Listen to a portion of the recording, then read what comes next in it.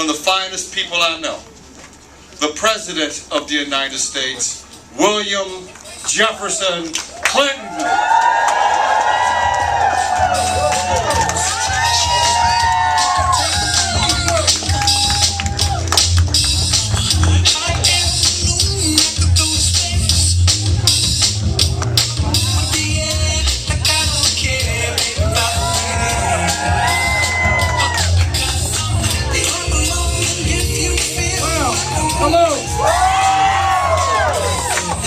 First of all,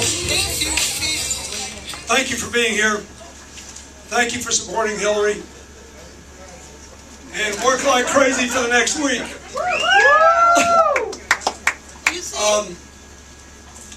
I want to first thank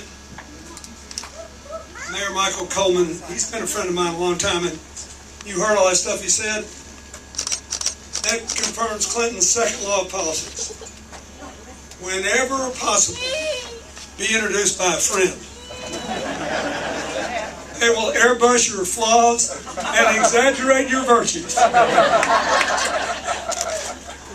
So, I want to thank Becky Higgins and Cheryl Mathis of the Ohio Education Association for hosting us here.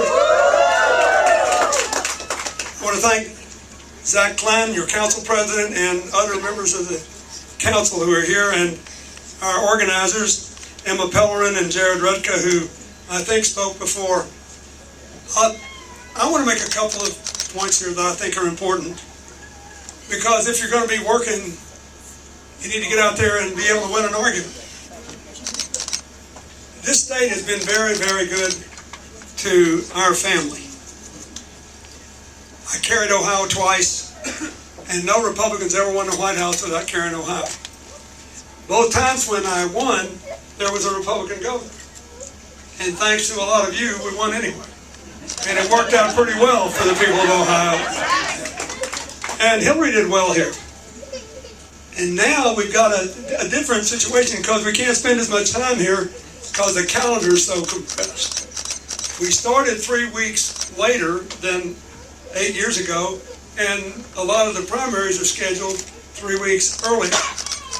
So I remember when I was here 8 years ago, I made 21 stops, and I loved it. So we have to depend on you.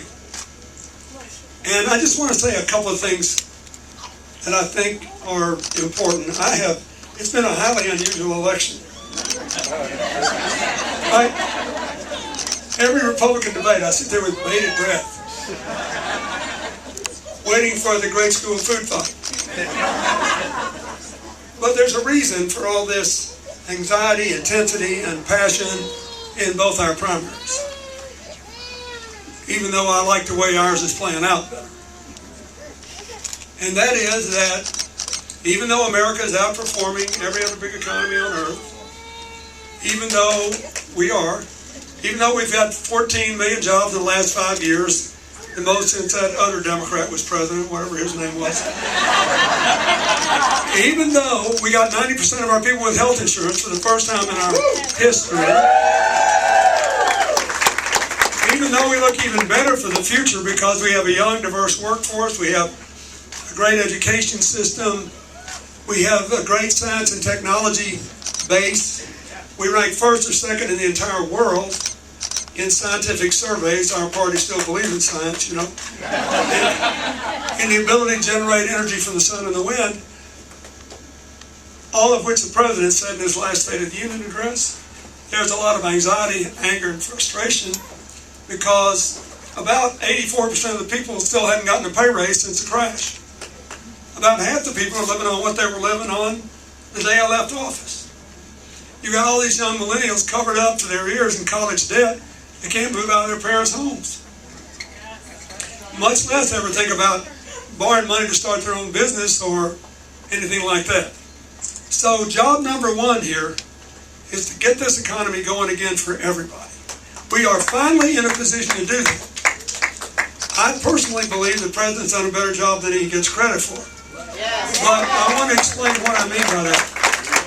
If you can go back 400 years, all over the world, it normally takes 10 full years at least to get over the kind of financial whipping we took on the crash. Now, we got the jobs back early, but not the wages.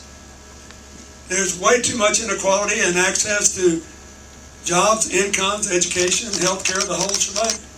We have to address that. Because now, finally, we are in a position to grow together.